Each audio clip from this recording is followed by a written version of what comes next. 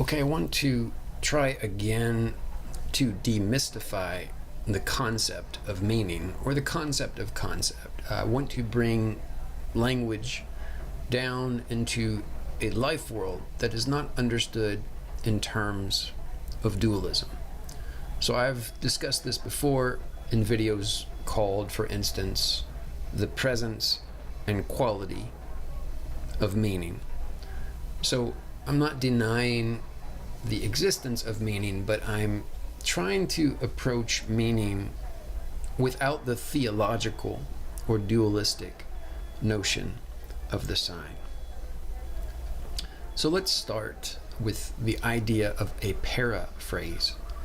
So I claim that to paraphrase is to pair a phrase.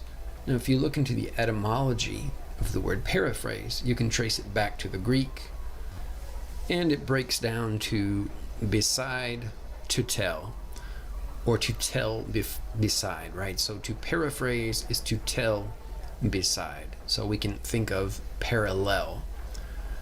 So I don't want to embrace Sellers' dualism, but his inferential role, semantics, is in the direction that I want to go.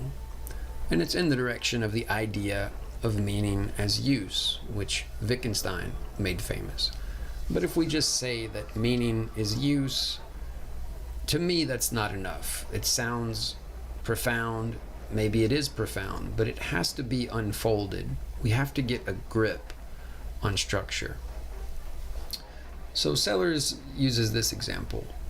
Snow is white functions in English, or in the English-speaking community, as Schnee ist weiß functions in the German-speaking community.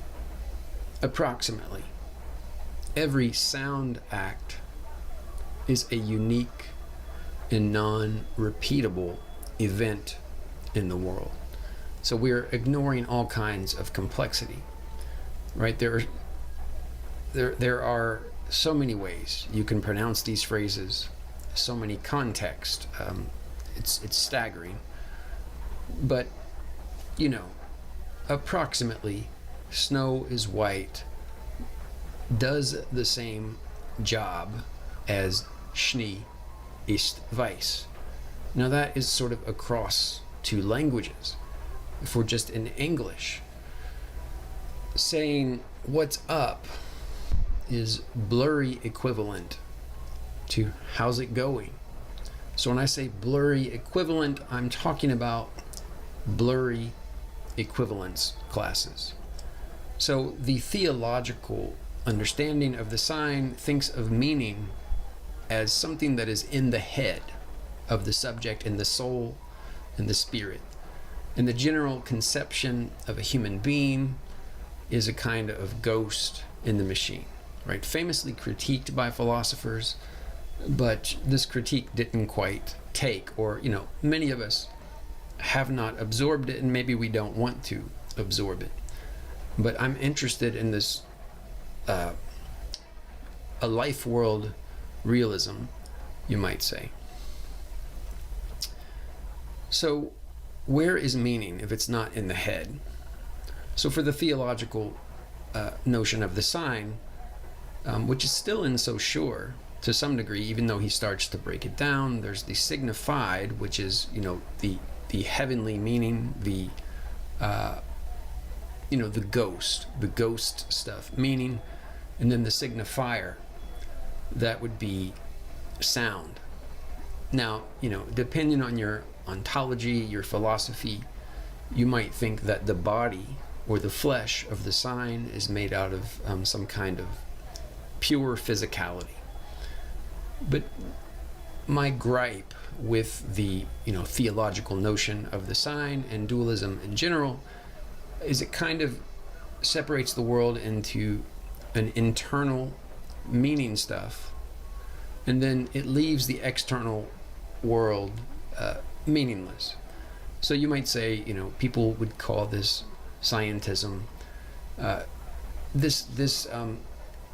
It's almost like you're taking a broom and you have this very rich and complex life world, and you're sweeping everything to the left or the right, and you think of these two categories as what things are made of. And then even in Sellers, as far as I understood him, he said we had access to our own sensations. You might say that I don't believe in sensations, or I think that the term sensations is a confusing way to talk about the quality of objects, right? The redness of the apple, the sound of the saxophone. So the manifestation of the apple, the manifestation of the saxophone, it gets introjected or internalized, and then we invent these internal entities. So I think that Sellers, even though he's brilliant, he misses what I call the hard problem of the physical.